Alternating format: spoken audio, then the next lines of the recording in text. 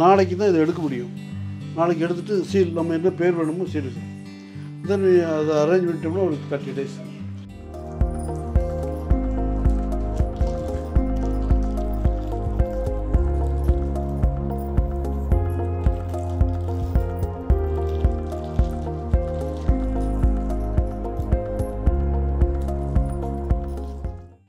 உயர வளர்ந்தாலும் தலகணமே இல்லாத காய் தேங்காய் அப்படின்னு சொல்லுவாங்க. ஏன்னா தேங்காய்க்கும் நமக்கும் உண்டான உறவு ரொம்ப பெருசுன்னே சொல்லலாம். தேங்காய் சட்னியா இருக்கட்டும், தேங்காய் மிட்டாயா இருக்கட்டும், இளநியா இருக்கட்டும், இன்னும் லிஸ்ட் போய்கிட்டே இருக்கும். ஸோ அப்படிப்பட்ட தேங்காய் மூலமா சோப்பு தயாரிக்கலாம்னு சொன்னா நம்புவீங்களா? எஸ், நம்பலாம். ஏன்னா இங்க ஒருத்தர் தேங்காய் வச்சு சோப்பு தயாரிக்கிறாரு. தேங்காய்க்கு பேர் போன ஊரான நம்மளுடைய பொள்ளாச்சி பக்கத்துல இருக்கக்கூடிய ஆனைமலை பகுதியை சேர்ந்த ராமகிருஷ்ணன் இயற்கை விவசாய தொழில் முனைவோரா இருக்கிறாரு. அது மட்டும் இல்ல, நம்மாழ்வார் அவருடைய வழிமுறைகளை ஃபாலோ பண்ணி பின்பற்றி தான் விவசாய பயணத்துல அவர் ஈடுபட்டு இருக்கிறாரு. ஸோ இப்படிப்பட்ட நபர் நமக்கிட்ட தேங்காய் வச்சு எப்படி சோப்பு தயாரிக்கிறது அப்படிங்கறத சொல்லிக் கொடுக்க போறாங்க. So welcome to freedom Tamil farming channel. நான் உங்க யுவராணி. ஸோ எக்ஸ்பர்ட் வியூல இன்னைக்கு ராமகிருஷ்ணன் அவர்களுடைய பயணத்துல எப்படி சோப்பு தயாரிக்கிறாங்க அப்படிங்கறத பார்க்கலாம் வாங்க. ஹேண்ட்மேட் ஹெர்பல் சோப், கையால் செய்யக்கூடிய சோப்பு தான் செஞ்சிட்ருக்குறோம். மெஷினரிஸ் எல்லாம் எதுவும் யூஸ் பண்ணுறதில்ல, ஒன்றும் கிடையாது. இதுக்கு நாங்கள் என்னென்ன இன்க்ரீடியன்ட்ஸ் யூஸ் பண்ணுறோங்கிறத இப்போ எனக்கு டிஸ்பிளே பண்ணி வச்சுருக்கிறேன். ஃபஸ்ட்டு வந்துங்க தேக்கு கொழுந்து, தேக்கு மரத்தினுடைய கொழுந்து இலை கலர் கொடுக்குறதுக்காக சேர்த்துறேங்க. அடுத்தது வந்து செம்பருத்தி பூ, அடுத்தது வந்து துளசி, குப்பைமேனி அப்படிங்கிற தாவரத்தினுடைய தழை, இது வந்து சோத்துக்கத்தாழைங்க, சீமை அகத்தி, வேப்பம்பூ, வேப்பம் தழை, ஏதாவது இந்த இன்க்ரீடியன்ட்ஸ் எல்லாம் நாங்கள் ஒரு சோப்புலையும் சேர்த்துறோங்க. இதை முதல்ல கலெக்ஷன் பண்ணிவிட்டுங்க, எங்களுக்கு அந்த ஃபார்முலா இருக்குது எவ்வளோ வேணும்னு கரெக்டாக வே பண்ணிவிட்டு அதை வந்து மிக்சியில் அடித்து தண்ணியில் கலக்கி வச்சுக்கிறோங்க. அந்த தண்ணியில் வந்து சோடியம் ஹைட்ராக்சைடு அப்படின்னு சொல்லக்கூடிய உப்பு நம்ம உள்ளே போட்டு கலக்கி வச்சுக்கிறோங்க. போட்ட உடனே கொஞ்சம் சூடு அதிகமாக வருங்க. அந்த சூடு வந்து ரூம் டெம்பரேச்சருக்கு குறையிற வரைக்கும் வெயிட் பண்ணணும். வெயிட் பண்ணி அது ஒரு பாத்திரத்தில் எடுத்து வச்சிடுறாங்க. அப்புறமா ஒரு பக்கெட்டில் எவ்வளோ குவான்டிட்டி ஆஃப் கோகனட் ஆயில் வேணுமோ, நாங்கள் கோகனட் ஆயில் மட்டும்தான் யூஸ் பண்ணுறோம், வேறு எதுவுமே மிக்ஸ் பண்ணுறது இல்லைங்க. நாங்கள் விலையை பற்றி கேர் பண்ணுறதில்ல. விலை குறைக்கணும்னா தான் வேறு ஆயிலுக்கு போகணும். பட் எங்களை வந்து குவாலிட்டி நாங்கள் கான்சியஸாக இருக்கிறதுனால கோகனட் ஆயில் மட்டும் எவ்வளோ வேணுமோ அது தனியாக எடுத்துக்கிறாங்க. அதுக்கு பிறகு அந்த கோகனட் ஆயிலுக்குள்ளே இந்த கலக்கி வச்ச மிக்சரை உள்ளே ஊற்றி மெதுவாக சுற்றிட்டே இருக்கணுங்க. அந்த குறிப்பிட்ட கான்சிஸ்டன்சி வந்த உடனே பாருங்கள், ஆல்ரெடி இங்கே மோல்டு ரெடியாக வச்சுருக்கிறோம். இந்த மோல்டில் எடுத்து ஒவ்வொரு இதாக ஊற்றினோம்னா ஒரு பேட்சுக்கு இவ்வளோன்னு கரெக்டாக வருங்க. ஸோ இதை வந்து நாங்கள் மேலே இன்னொரு கண்ணாடி வச்சு அதுக்கு மேலே ஒரு கம்பளி போட்டு வச்சுருவோம். ஊற்றும்போது கொஞ்சம் வெகுன்னு சூடாக இருக்கும். அந்த சூடு வந்து சடனாக ஆறக்கூடாது. அதுக்காகத்தான் மேலே ஒரு கண்ணாடி, அதுக்கு மேலே கம்பளி போடுறது. அப்போ அது வந்து மெதுவாக கூல்டவுன் ஆகும். அப்போ குவாலிட்டி ஆஃப் த சோப் வந்து ரொம்ப நல்லா இருக்குங்க. 24 hours கழிச்சதுக்கு பிறகு தான் இந்த மோல்டிலிருந்து சோப்பு எடுக்க முடியுங்க. அதுக்கு மாதிரி எடுத்துட்டிங்கன்னா கொஞ்சம் கெட்டியாக இருக்கும். அப்புறம் நம்ம எந்த சீல் வேணுமோ, நம்ம பேர் வேணால் அதில் சீல் குத்திட்டு இந்த மாதிரி ரேக்கில் அடிக்கிறோங்க. இந்த ரேக்கில் வந்து கிட்டத்தட்ட மினிமம் 30 days. அப்போ என்னென்னு கேட்டிங்கன்னா, அவுட்டர் லேயர் இருந்து அப்படியே கெட்டியாகிட்டே போய் இன்னர் லேயர் போய் சேர்றதுக்கு it will take 30 days. Okay, 30 நாள் ஆகுமா? 30 நாள் ஆகும். ஓகே. ஸோ இந்த மாதிரி கிளைமேட்லாம் இன்னும் 5 நாள் சேர்ந்தே ஆகும். Minimum 30 days. அப்போ அந்த க்யூரிங் ஆன உடனே நல்லா கெட்டியாகிடும். அதுக்கு பிறகு தான் நாங்கள் பேக்கிங் பண்ணுவோம். ஏன் இதுனா, இதெல்லாம் வந்து நாங்கள் கெமிக்கல் இல்லாமல் செய்யணும் அப்படிங்கிறதுனால தான் இவ்வளோ டிலே. அதுக்குன்னு ஒரு கெமிக்கல் இருக்குதுங்க. அது போட்டிங்களாக்கும் just 48 hours we can sell it out.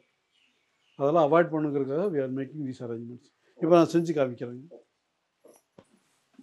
அது உள்ள என்ன சார் இருக்கு? அந்த மிக்சர் ஆயில், கோகனட் ஆயில் எல்லோரும், அது மட்டும் நத்திங் விட்டு. இப்போ என்ன ஊற்றுறாங்க? அதான் இதெல்லாம் கரைச்சி மிக்ஸ் பண்ணி ரெடியாக வச்சுருக்கிறாங்க. லேட்டாக இருக்கிறதுக்காக முதல்ல செஞ்சு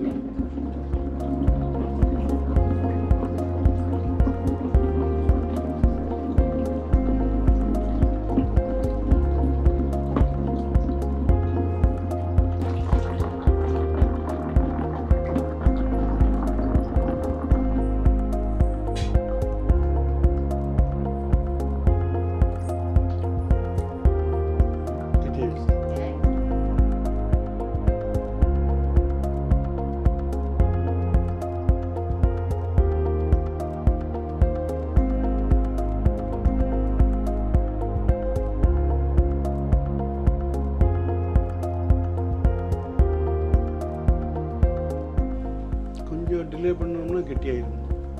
இந்த இப்படி ஊற்ற முடியாது. ஸோ இது கலெக்ட்னா உடனே ஊற்றிடணும்ல சார், டிலே பண்ணக்கூடாது. இது வந்து கண்டினியூஸ் வந்து ஊற்றிடணுங்க, இல்லைன்னா கெட்டி ஆயிடும். இந்த ஷேப் ஒழுங்கா வராது கெட்டியா.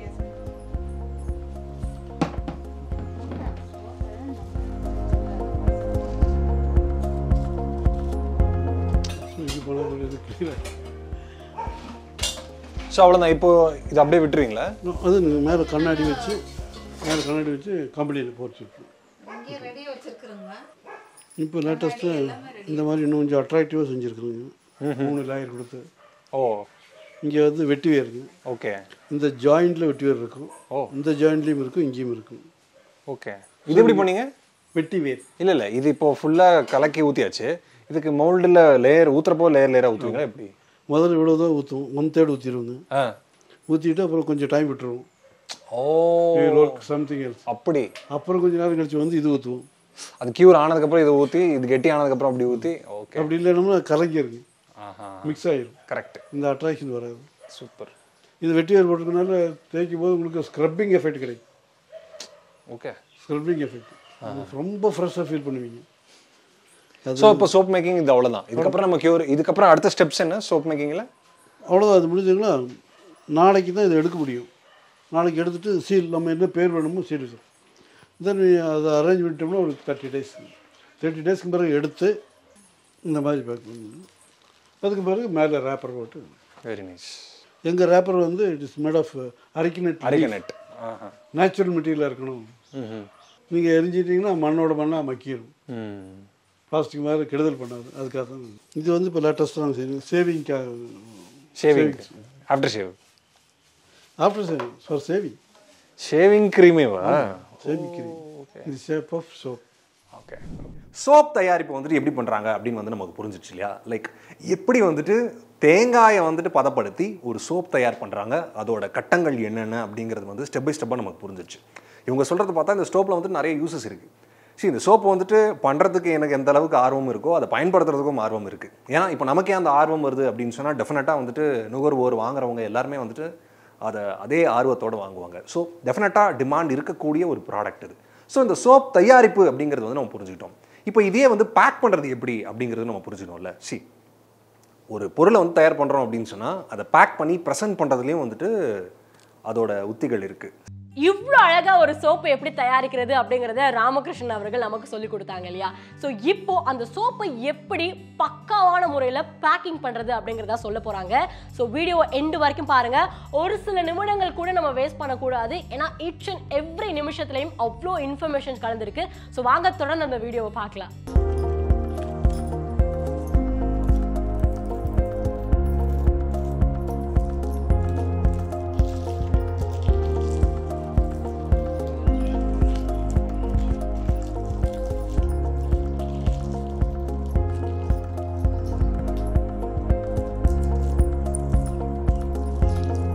இதுதான் வந்து உள்ள சோப்பினுடைய அப்பியரன்ஸ் இந்த மாதிரி இருக்கும். இதுக்கு மேலே நாங்கள் என்ன பண்ணுறோம்னு கேட்டிங்கன்னா, இது வந்து பாக்கு மட்டைங்க. பாக்கு மரத்தினுடைய இலையில செய்யக்கூடிய மட்டை. இதில் தான் நாங்கள் பேக்கிங் மெட்டீரியல்ஸாக யூஸ் பண்ணுறோங்க. அதில் பார்த்திங்கன்னா உள்ள 2 இன்ஸ்ட்ரக்ஷனும் கொடுத்துருப்போம். என்னென்னு கேட்டிங்கன்னா, இது வந்து இந்த சோப்பு மற்றதுலேருந்து வித்தியாசமானதுங்கிறது ஒரு அளவு. இதில் பார்த்திங்கன்னா ரொம்ப வேடிக்கையாக இருக்கும். இந்த பெட்டியை வெளியே எரிஞ்சிடாதீங்க, இதை நீங்கள் ரீயூஸ் பண்ணணும் அப்படின்னு ஒரு இன்ஸ்ட்ரக்ஷன் கொடுத்துருக்குறோங்க. ஆமாம். மீண்டும் பயன்படுத்துங்கள் இந்த தட்டை. 1 டைனிங் டேபிளில் வைத்து வேஸ்ட் போட்டுக்குங்க. 2 ஆபீஸ் டேபிளில் வச்சு குண்டூசி பின் அந்த மாதிரி போட்டுக்குங்க. 3 வந்து ட்ரெஸ்ஸிங் டேபிளில் வச்சு ஸ்டிக்கர் போட்டு அந்த மாதிரி வச்சுக்குங்க. 4வது பூஜை அறையில் வச்சு குங்குமம் திருநீர் வச்சுக்கோங்க. அல்லது குழந்தைகளுக்கு விளையாட கொடுங்க. பாத்ரூமுக்கு போனாலும் நீங்கள் போட்டுக்கலாம். அப்படி அது ஒரு சின்ன இன்ஸ்ட்ரக்ஷன் கொடுத்துங்க. இந்த மாதிரி வச்சு இதை வந்து நூலில் தைச்சிருவாங்க. நூலில் தைப்பாங்க பாருங்கள், தைச்சிக்கோங்க.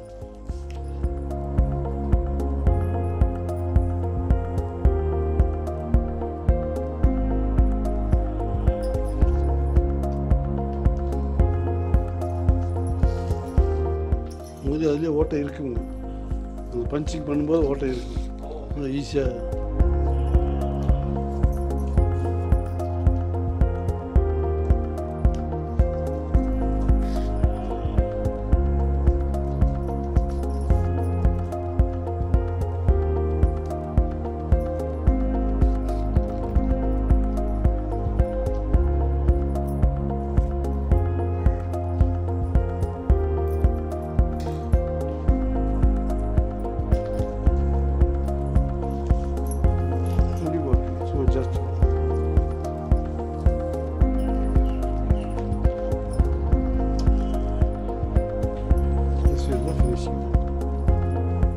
ஸோ இதுக்கப்புறமா ஸ்டோரேஜ் எப்படி சார்? இப்போ நம்ம பேக் பண்ணோம் அப்படியே இப்போ வந்து ஸ்டோரேஜ் ஸ்டாக் பண்ணி வச்சுருவீங்களா? ஆமாம், பீரோக்குள்ளே இருக்கு. ஓகே. இப்போ இந்த ஸ்டோரேஜ் ரெக்வயர்மெண்ட் இப்போ பேக்கிங் வந்து இப்போ அரேக்கா நெட்டில் போடுறோம், அது காரணம் என்ன? அதாவது அதர்வைஸ் நம்ம ஒன்றா பிளாஸ்டிக் யூஸ் பண்ண வேண்டி வரும், அல்லது அட்டைப்பெட்டி யூஸ் பண்ணணும். அட்டைப்பெட்டிங்கும் போது எங்கேயாவது ஒரு பக்கம் மரம் வெட்டி ஆகணும். மரம் இல்லாமல் நம்ம பேப்பருக்கு செய்ய முடியாது. அது நாங்கள் அவாய்டு பண்ணணுங்கிறதுக்காகவும், பிளாஸ்டிக் போட்டோம்னா மண்ணை கெடுத்துருங்கிறதுக்காகவும் இது நேச்சுரல் மெட்டீரியல் போடுறது. இது நீங்கள் மண்ணில் எரிஞ்சிட்டிங்கன்னா அப்படியே அது மண்ணோட மண்ணாக மக்கிடும். ஸோ இயற்கையை பாதுகாக்கணுங்கிறதுக்காக நாங்கள் இந்த மாதிரி எங்களுக்கு கூட ஒரு எத்திக்ஸ் வச்சுருக்கிறோங்க. நாங்கள் இப்படி தான் செய்வோம், இது இவ்வளோ தான் காஸ்ட் ஆகும் அப்படிங்கிற மாதிரி செய்வோம். Okay sir, super. இன்னும் சீப்பர் பண்ணுறது அந்த மாதிரி போகணும்னா இன்னும் கூட சீப்பாக கொடுக்கலாங்க. But we don't want to. Amazing. Okay. So ஸ்டோரேஜுக்கு பெருசாக ரெக்வயர்மெண்ட் இல்லை இல்லையா? ஒன்றும் இல்லைங்க, சும்மா ஜஸ்ட் ஆர்டினரி பீரோ, சும்மா சாதாரணமாக இருந்தால் போதும். லைக் மேலே மேலே இருக்கக்கூடாது அந்த மாதிரி எந்த ரூல்ஸ் அப்படிலாம் ஒன்றும் இல்லைங்க. ஒன்றும் இல்லை. இந்த சோப்பு தயாரிக்கிற ப்ராசஸ் பார்க்கும்போது நம்மளும் கூடவே நின்று ஒரு சோப்பு தயாரிச்சு தான் பார்க்கலாமா அப்படிங்கிற ஒரு ஆர்வம் தான் வருது. அவ்வளோ அழகாக இருக்குது பார்க்கும்போதே. ஸோ இந்த தேங்காய் வச்சு சோப்பு மட்டும் இல்லை, நான் வீடியோனோட ஆரம்பத்திலே சொல்லியிருந்தேன், நிறைய பயன்பாடுகள் இருக்குது தேங்காய் வச்சு. இன்னும் நிறைய வேல்யூ ஆடட் ப்ராடக்ட்லாம் நீங்கள் செய்யலாம். அதெல்லாமுமே ராமகிருஷ்ணன் அவர்கள் நமக்கு சொல்லிக் கொடுக்க போகிறாங்க. பட் இது ஒரு குறுகிய காலகட்டமாக இருக்குது, கொஞ்சம் கம்மி டியூரேஷனாக தான் இருக்குன்றதுனால இந்த சோப் மேக்கிங் ப்ராசஸ் மட்டும்தான் இந்த வீடியோவில் எங்களால் காமிக்க முடியும். இன்னும் இன் டீட்டெயிலாக இன்னும் வேறு என்னென்ன ப்ராடக்ட்லாம் தேங்காய் யூஸ் பண்ணி செய்யலாம் அப்படிங்கிறத கற்றுக்கணும்னு நினச்சிங்கன்னா நம்மளுடைய ஃப்ரீடம் ஆப்பில் தேங்காய் மதிப்பு கூட்டல் இயற்கை விவசாய முனைவு அப்படிங்கிற கோர்ஸ் மூலமாக நீங்கள் தெளிவாக தெரிஞ்சுக்கலாம். அண்ட் இந்த வீடியோ பிடிச்சிருந்தது, வித்தியாசமாக இருக்கே, இந்த ஒரு எக்ஸ்பர்ட் வியூ, டிஃப்ரெண்ட்டான கான்செப்டாக இருக்கே, ரொம்ப யூஸ்ஃபுல்லாக இருக்கே, பயனுள்ளதாக இருக்கேன்னு நீங்கள் ஃபீல் பண்ணுங்க, இல்லை ஏதாவது ஒரு கருத்துக்கள் தெரிவிக்கணும்னு ஆசைப்பட்டீங்கன்னா கமெண்ட் செக்ஷனில் மறக்காமல் தெரியப்படுத்துங்க. அண்ட் ஃப்ரீடம் ஃபார்மிங் தமிழ் சேனலை இன்னும் சப்ஸ்கிரைப் பண்ணாமல் இருந்தீங்கன்னா இப்போவே சப்ஸ்கிரைப் பண்ணுங்கள். தேங்க்யூ.